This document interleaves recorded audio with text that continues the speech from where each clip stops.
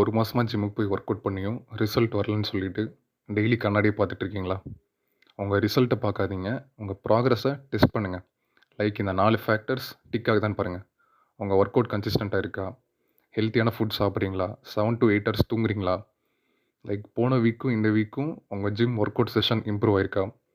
Like உங்க sets, rep range improve ஆயிருக்கா? Weight loading improve ஆயிருக்கான்னு பாருங்க. இதுதான் ப்ரோக்ரஷன் ஓவர்லோட். ஸோ ரிசல்ட் இன்னைக்கு வரும், நாளைக்கு வரும்னு டைம் லைன்லாம் போடாதீங்க. நான் சொன்ன அந்த 4 ஃபேக்டர்ஸ் டிக் ஆகுதான்னு பாருங்க. ரிசல்ட்ட பார்க்காதீங்க. உங்க ப்ராக்ரஸ ட்ரஸ்ட் பண்ணுங்க. கன்சிஸ்டென்ட்டா இருங்க. ரிசல்ட் கண்டிப்பா வரும்.